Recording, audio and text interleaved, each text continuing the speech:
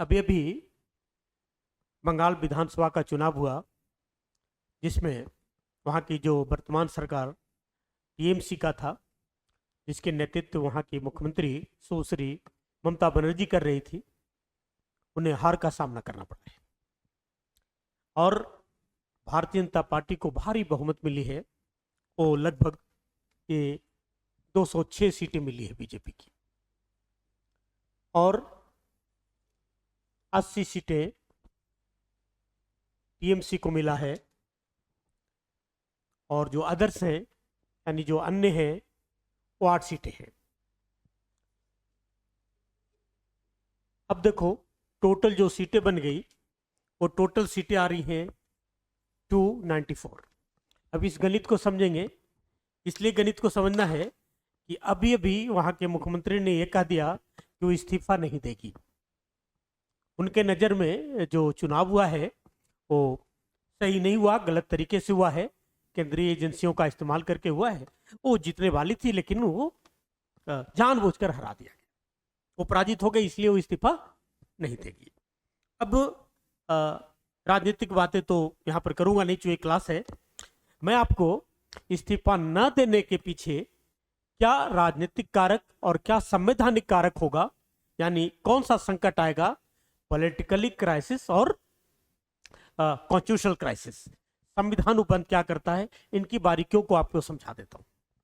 देखो, किसी भी सरकार को, किसी भी दल को सरकार गठन करने के लिए 50+1 यानी 50% +1 डिजिट चाहिए। तो टोटल विधानसभा की सीटें 294 है, तो वहां सरकार बनाने के लिए चाहिए 148 मेंबर्स। तो 148 मेंबर्स, क्लियर कट मेजोरिटी चला गया भारतीय जनता पार्टी को, टीएमसी को नहीं गया। फिर भी वो कह रही है कि नहीं देना है, इस्तीफा नहीं देगी। अब इस बात को ऐसे समझते हैं कि हमारा संविधान क्या कर रहा है। संविधान कहता है, इसका वर्णन कर रहा है अनुच्छेद 164 में। यही मेन मुद्दा है, 164 क्लॉज 1 और क्लॉज 2। 164 कहता है कि मुख्यमंत्री और मंत्रिपरिषद राज्यपाल के प्रसाद पर्यंत पद धारण करता है। अब देखो, प्रसाद पर्यंत का मतलब क्या है? प्रसाद पर्यंत का मतलब होता है प्लेजर। प्लेजर का मतलब सिंपली लेमैन की भाषा में समझिए, इच्छा, और उस इच्छा की कोई जांच पड़ताल नहीं होगी। यानी chief minister and council of minister of the state hold office on the pleasure of the governor. Governor की इच्छा पर डिपेंड है, वो जब चाहे रखे, जब चाहे हटा दे। लेकिन उनकी इच्छा का मतलब मनमर्जी भी नहीं है। यहां पर इच्छा का मतलब यह है कि मुख्यमंत्री का विधानसभा में बहुमत है कि नहीं है। कभी कभी इस शिक्षा का बेवजह इस्तेमाल भी हुआ है, बंगाल में भी हुआ है, पंजाब में हुआ है, कि राज्यपालों ने मुख्यमंत्रियों को बोला है कि अपनी बहुमत साबित करें। बहुमत साबित करने के लिए उन्होंने टाइम मांगा कि विधानसभा में बहुमत साबित करेंगे, लेकिन राज्यपाल ने बर्खास्त भी कर दिया है बिना बहुमत साबित करे, क्योंकि वही उनकी इच्छा है। वो तब हो जाता है जब केंद्र के एजेंट के रूप में काम करता है। लेकिन अभी हम लोग सिर्फ अनुच्छेद 164 की बात कर रहे हैं। ये कहता है कि जो मुख्यमंत्री है और मंत्रिपरिषद है, राज्यपाल की इच्छा पर यानी प्लेजर पर निर्भर करता है। लेकिन यहां पर उनकी इच्छा, जिसको बोला गया है प्रसाद पर्यंत, ये प्रसाद पर्यंत का मतलब है उनकी इच्छा, और इच्छा का मतलब यहां पर है विधानसभा में बहुमत। तो क्लियर कट आपने देखा कि चाहिए उसे 148 सीट्स, और 148 नहीं है, यानी इनके पास बहुमत नहीं है, इसलिए मुख्यमंत्री नहीं रह सकती और उन्हें इस्तीफा देना होगा। लेकिन प्रश्न यह है कि आखिर मुख्यमंत्री को अगर इस्तीफा नहीं देती है तब क्या होगा? तब होगा संवैधानिक संकट। इसके उपाय हैं जो आर्टिकल 164 क्लॉज 2 में कहता है।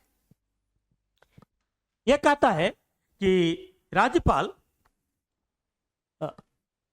सॉरी, यह कहता है कि जो मंत्रिपरिषद है राज्य विधानसभा के प्रति सामूहिक रूप से उत्तरदायी है, यानी कलेक्टिव रिस्पॉन्सिबिलिटी है।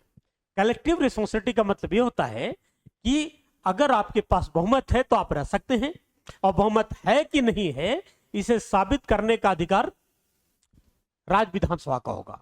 तब ऐसी परिस्थिति में राज्यपाल का यह फरमान होगा कि आप इस्तीफा नहीं दे रही हैं तो आप बहुमत साबित करके दिखाओ। यानी बहुमत साबित करने के लिए एक सत्र बुलाया जाएगा और वहां उन्हें बहुमत साबित करने होंगे। अगर बहुमत साबित कर दिया तो ठीक है, मुख्यमंत्री रहेगी। बहुमत साबित नहीं हुआ, जो होना नहीं है, क्योंकि बहुमत है ही नहीं, तो उन्हें तुरंत इस्तीफा देना होगा। इससे बोला जाता अविश्वास प्रस्ताव।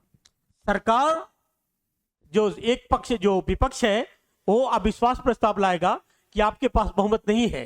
पक्ष वाला विश्वास प्रस्ताव लाता है कि मेरे पास बहुमत है। विश्वास है कि नहीं है इसे साबित करने के लिए बहस होगी। बहस के बाद वोटिंग होगा। ये वॉइस वोट भी हो सकता है और वोटिंग भी होगा। उसमें यस और नो का फैसला स्पीकर के थ्रू कर लिया जाएगा। अब ऐसा मान लीजिए, अगर बहुमत साबित होता है, फिर भी बहुमत साबित अगर नहीं होता है, फिर भी ममता बनर्जी इस्तीफा अगर नहीं देती हैं, तब क्या होगा? तब यहां पर एक ही उपाय है कि उन्हें इस्तीफा देना ही होगा। समान इस्तीफा दे दीजिए, और अगर इस्तीफा नहीं दिया तो राज्यपाल उन्हें बर्खास्त कर देगा। क्योंकि कोई भी सरकारें स्पष्ट मेजोरिटी से ही बनती है, बिना मेजोरिटी के नहीं चल जाती। इसलिए मुख्यमंत्री सुश्री ममता बनर्जी अगर इस्तीफा नहीं देती हैं तो असंवैधानिक पद हो जाएगा। इसलिए राज्यपाल उन्हें पद से बर्खास्त कर देगा।